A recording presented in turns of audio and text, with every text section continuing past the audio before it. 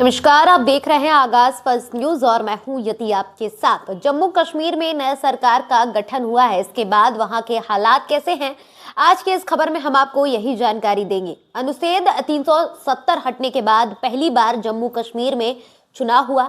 आखिरी बार बता दें कि साल 2014 में चुनाव हुआ था। 2014 तक नेशनल कॉन्फ्रेंस में उमर अब्दुल्ला मुख्यमंत्री थे। फिर बीजेपी और पीडीपी गठबंधन ने सरकार चलाई। 2019 में अनुच्छेद 370 हटाया गया। उसके बाद जाकर के इस साल 2024 में चुनाव हुआ। नेशनल कॉन्फ्रेंस को बहुत बड़े नंबर से बहुमत हासिल हुई। जम्मू कश्मीर के हिंदुओं ने बीजेपी को जमकर वोट दिया।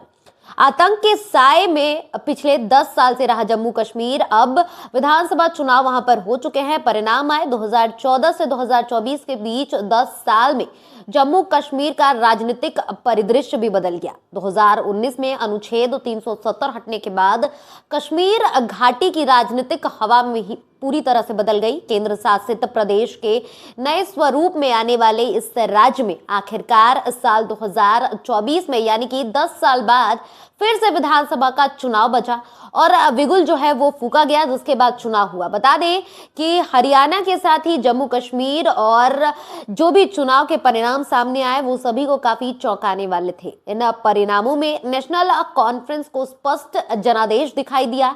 इस चुनाव में नेशनल कॉन्फ्रेंस और कांग्रेस गठबंधन ने 49 सीटें जीती। वहीं बीजेपी की बात कर ले तो बीजेपी 29 सीटों पर ही कब्जा कर पाई।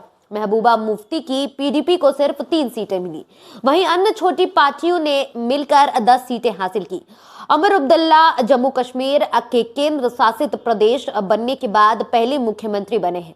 अब्दुल्ला इससे पहले जनवरी 2009 से जनवरी 2015 तक भी मुख्यमंत्री रह चुके थे। कुछ महीने पहले उमर अब्दुल्ला ने विधानसभा चुनाव लड़ने से इनकार कर दिया था। उनका मानना है और ये कहना था कि ऐसे राज्य का मुख्यमंत्री नहीं बनना चाहते जहां उन्हें अपने चपरासी की नियुक्ति के लिए उपराज्यपाल से पूछना पड़े।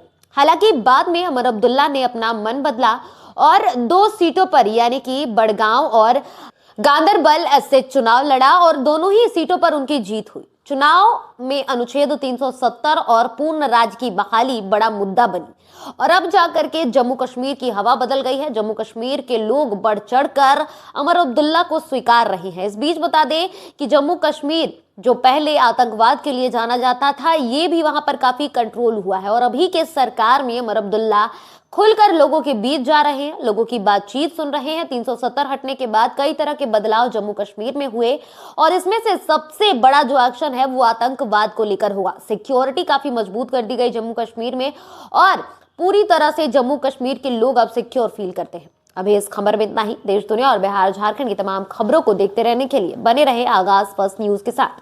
अगर अभी तक आपने हमारे यूट्यूब चैनल को सब्सक्राइब नहीं किया है तो जल्दी हमारे चैनल को सब्सक्राइब कर ले, साथ ही हमारे फेसबुक पेज को फॉलो जरूर करें। धन्यवाद।